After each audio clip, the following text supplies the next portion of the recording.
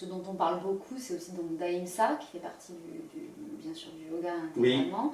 Donc comment est-ce que vous pourriez un petit peu relater, parler d'Ahimsa et des troubles du comportement alimentaire, du yoga, expliquer un petit peu votre vue sur ça. Donc c'est fondamental Ahimsa. Il y a dans le yoga de Patanjali, il y a 8 membres, 8 degrés.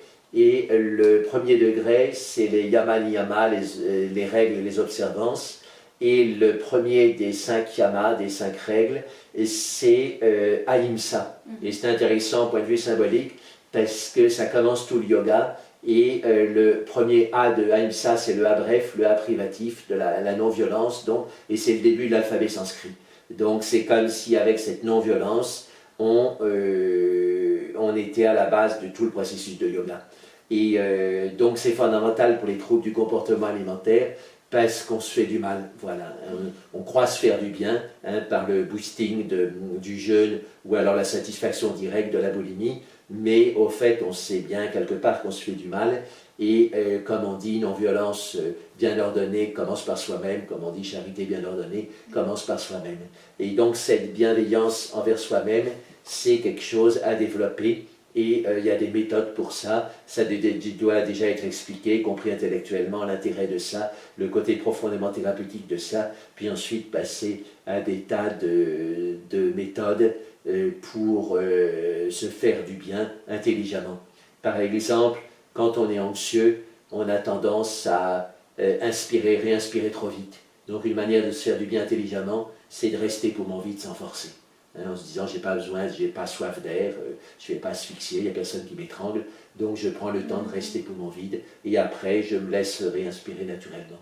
Une autre manière dont on se fait du mal avec l'anxiété, et c'est important parce que ça touche la gorge, donc ça touche l'alimentation, c'est comme dans l'asthme, il y a un lien entre l'anxiété sans asthme et l'anxiété avec asthme.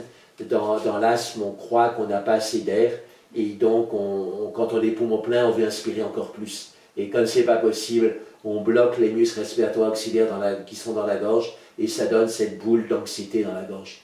Et donc le travail, c'est de descendre vers le ventre et de sentir la détente du ventre et d'amener toute l'énergie du coude dans le ventre et de dissoudre cette énergie par la relaxation dans le ventre.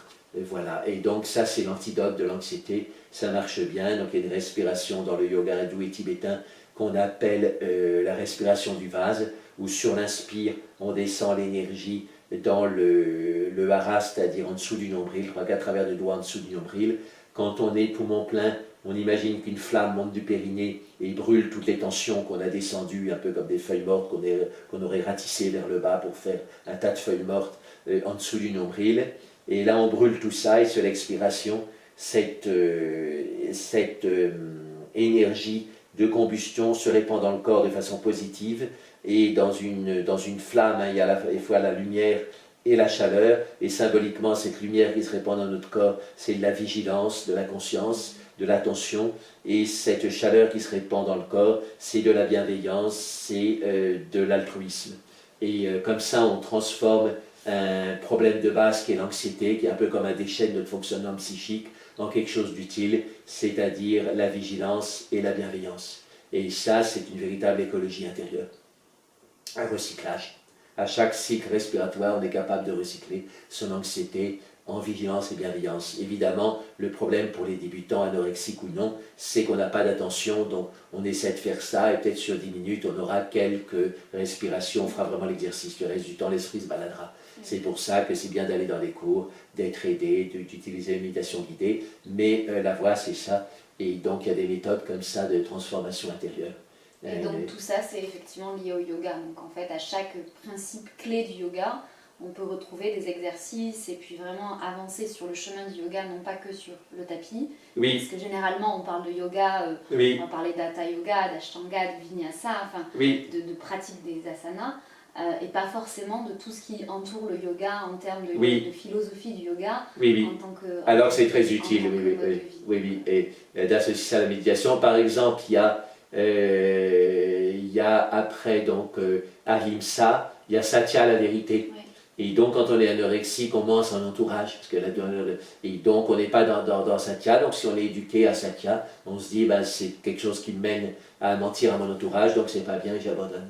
Et puis, il y a aussi aparigraha, ne pas accumuler. Alors là, on peut se dire, ben, justement, l'anorexie, on ne veut pas de nourriture, donc on n'accumule pas, et c'est bien.